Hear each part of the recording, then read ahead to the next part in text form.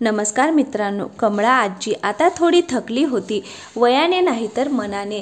60 वर्षाच्या आसपास होती ती. गावी आजी आणि आजोबा दोघीच राहायचे. कमळा आजीच्या नवऱ्याला सारा गाव नाथा आजोबा म्हणून ओळखत असे. नाथा आजोबा म्हणजे गावातील एक प्रतिष्ठित व्यक्ती होते. अवघे आयुष्य नाकासमोर चाललेला माणूस तो. त्यांच्या शब्दाला हा गावात मान होता. गावी त्यांची 5 एकर शेती होती, पण आजी आजोबांनी शेतीमध्ये अपार कष्ट घेतले आणि 5 एकराची 10 एकर शेती केली. महेश त्यांचा एकुलता एक मुलगा होता. त्याला त्यांनी भरपूर शिकवले. त्याला चांगली नोकरी लागल्यावर तो नोकरीच्या निमित्ताने शहरात स्थायिक झाला होता. शहर तसे फार दूर नव्हते, पण वेळ मिळत नसल्याच्या सबबी देऊन तो फारसा गावी येत नव्हता. तो वर्षातून एकदा गावी त्यांच्या मुलाबाळांसह चक्कर मारायला यायचा. कमळा आजी चातकाप्रमाणे महेशच्या येण्याची वाट बघायची. तिला नेहमी वाटायचं आपण सुद्धा महेश सोबत राहायला हवं. तसा महेशचा सुद्धा 1-2दा त्याच्या वडिलांची बोलणं झालं होतं की गावातील सगळी जमीन विकून तुम्ही सुद्धा शहरात राहायला चला म्हणून. पण नाथा आजोबांनी त्याला नकार दिला. संपूर्ण आयुष्य त्या गावात राहिले. त्या गावाशी त्यांची घट्ट नाळ जोडली गेली होती. तिथून बाहेर निघायला त्यांचे मन धजावत नव्हते. दोघेही आजी आजोबा या वयात देखील शेतीकडे भरपूर लक्ष देत होते. त्यामुळे त्यांना पैशांची कधीच अडचण भासली नाही. उलट महेश आला की नाथा आजोबा त्याच्या हातात काही ना काही रक्कम ठेवायचे.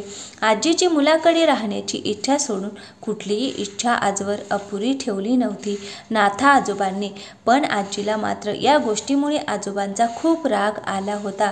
तिची मनोमन इच्छा होती की महेश सोबत शहरात राहायला जायची. मुलगा, सून आणि नातवंड यांच्यात रमून जायचं होतं तिला. पण आजोबा काही केल्या तयार होत नव्हते आणि त्यांना एकट्याला सोडून आजी जाऊ शकणार नव्हती. म्हणून तिची खूप चिडचिड व्हायची. आजोबांनी तिला बऱ्याचदा समजावून सांगितलं होतं, पण शेवटी आईचं काळीज ते. पोराच्या ओढीने तिचे डोळे भरून येत होते. त्यामुळे ती आता आजोबांची सतत हटकून वागायची. त्यांचा राग करायची. आयुष्यभर नवऱ्याला एकही उलट शब्द न बोलणारी आजी आता मात्र येता जाता आजोबांना सुनवायची. आजोबांना मात्र तिच्या मनाची घालमेल कळत होती, पण त्यांचाही नाईलाज होता. त्यांना गाव सोडवत नव्हतं. असेच दिवस चालले होते. एक दिवशी नाथा आजोबा शेतात चक्कर येऊन पडले. आजीच्या आरडाओरडाने शेजारच्या शेतातील मजूर धावत आले आणि आजोबांना तातडीने दवाखान्यात हलवण्यात आले. पण तेथील डॉक्टरांनी आजोबांना मृत घोषित केले. कुंकवाचा धनी असा एकटीला माघारी सोडून गेल्याने आजीला खूप दुःख झाले होते. गावातील लोकांनी महेशला फोन लावून आजोबांची जाण्याची बातमी सांगितली. इतर नातेवाईकांना सुद्धा कळवण्यात आले. आजोबांचे सर्व विधी पार पडले. 13वं झालं आणि महेशने आईला त्याच्यासोबत शहरात राहायला ये अशी गळ घातली. आजीची तर खूप दिवसांची इच्छा होती. महेश आजीला सोबत घेऊन गेला.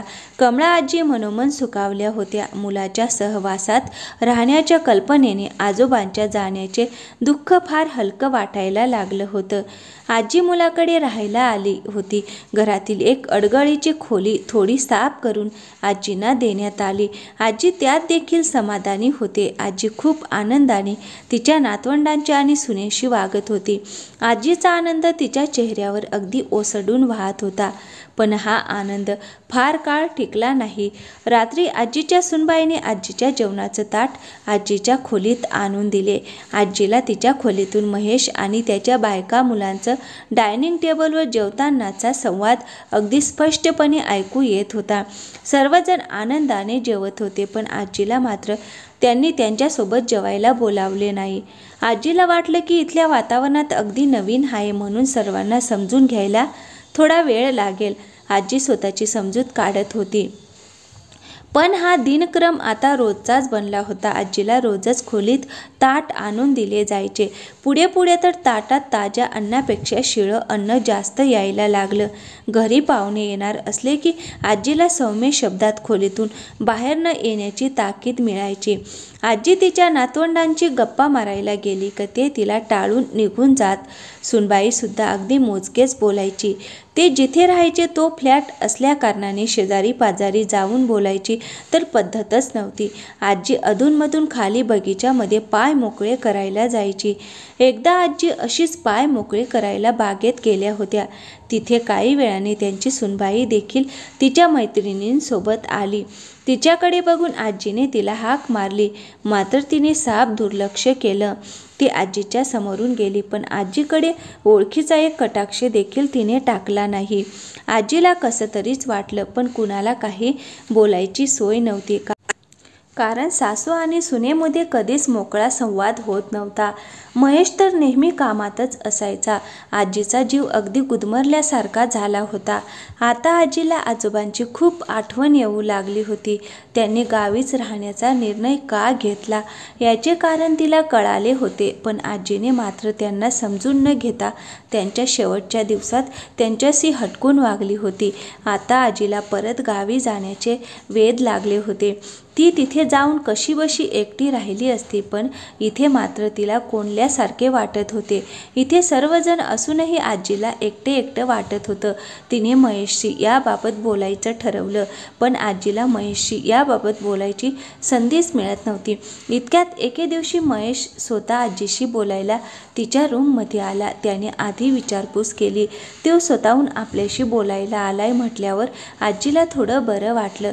आजीला वाटलं आपण उगाच परत गावी जाण्याचा विचार करत होतो. आपल्या लेकाचं आपल्यावर खूप प्रेम आहे असं वाटून ती आनंदली. पुढून 2-3 दिवस सर्व काही खूप चांगलं चालू होतं. आजीला आता सर्वांच्या सोबत जेवायला बोलावलं जात होतं. आजीची सूनसुद्धा आजीशी प्रेमाने बोलत होती. आजी खूप खुश होती, पण तिच्या आनंदावर लवकरच विरजण पडले जेव्हा अनावधानाने तिने तिच्या मुलाचे आणि सुनेचे बोलणे ऐकले. आजीची सून त्यांच्या मुलाला विचारत होती की तुम्ही गावाकडील शेत विकण्याच्या कागदांवर आजीची सही कधी घेणार आहात म्हणून. त्या दोघांचे बोलणे ऐकून आजीला समजले की आजोबांनी गावातील शेत आणि घर आजीच्या नावाने केलं होतं. कदाचित त्यांना भविष्यातील गोष्टींचा अंदाजा आधीच आलेला असावा. या वयात आजीला इतरांवर अवलंबून राहावे लागू नये म्हणून आजोबांनी ही तजवीज आधीच करून ठेवली होती. कदाचित त्यांनी महेशला आजीपेक्षा चांगल्या पद्धतीने ओळखलं होतं. नाथा आजोबांच्या शेताजवळूनच एक मोठा हायवे रोड बनणार होता, त्यामुळे शेताला चांगलीच किंमत भेटणार होती. त्यामुळे महेशला खूप आधीपासूनच शेत विकायचे होते. त्या पैशातून तो स्वतःचा व्यवसाय वाढवणार होता, पण आजोबांनी कधीच त्याला शेत विकू दिले नाही. निदान त्यांच्या जिवंतपणे तरी तो शेती विकू शकला नाही. पण आजोबा गेल्यानंतर महेशने आजीला स्वतःसोबत शहरात आणली. तेव्हा त्याला वाटले की तो आता आरामात शेती विकून टाकेल, पण नाथा आजोबांनी सर्व काही आजीच्या नावाने केले हे जेव्हा त्याला कळलं, तेव्हाच त्याने ठरवलं की गोड बोलून आजीची सही मिळवायची आणि परस्पर शेती विकून टाकायची. त्यामुळे मागच्या 2 दिवसांपासून आजींना ही स्पेशल ट्रीटमेंट दिली जात होती. आजीने महेश आणि त्याच्या बायकोचे बोलणे ऐकले तेव्हा तिला धक्काच बसला. महेश जर सरळ येऊन आपल्याला त्या कागदांवर सही करायला सांगितली असती तर कदाचित सही देखील केली असती, कारण तो त्यांचा एकुलता एक मुलगा होता आणि त्याच्या माघारी त्या जमिनीवर त्याचाच अधिकार होता. पण तो स्वतःच्या आईच्या भावनांची असा खेळेल याची कमला आजीने कल्पना देखील केली नव्हती. आजीच्या कुटुंबासोबत एकत्र राहण्याचे स्वप्न फार धुळीस मिळाले होते. जिथे पोटचा लेक केवळ स्वतःचा फायदा बघतोय, तिथे सुनेकडून तरी काय अपेक्षा ठेवणार त्या दिवशी रात्रभर आजीचा डोळा लागला नाही. त्यांनी मनाशी काहीतरी ठरवले आणि पहाटे स्वतःचा सामान बांधून त्या कोणालाही न सांगता घरातून बाहेर पडल्या. त्यांनी सकाळीच पहिली गाडी पकडली आणि त्या थेट गावी पोहोचल्या. गावातल्या घरात गेल्यावर आजीला खूप मोकळं वाटलं, कारण तिथे आजोबांच्या आठवणी होत्या. त्यांच्या सुखी आणि समाधानी आयुष्याचं साक्षीदार होत्या. हे घरचं आता आजीचे सर्वस्व होतं. आजीने घरात गेल्यावर सर्वात आधी देवासमोर दिवा लावला आणि नाथा आजोबांच्या फोटोला नमस्कार केला. तिला क्षणभर वाटले जणू आजोबा स्वतः फोटोमधून तिच्याकडे समाधानाने पाहतात. तर मित्रांनो, कथा आवडली असेल तर चॅनलला सबस्क्राईब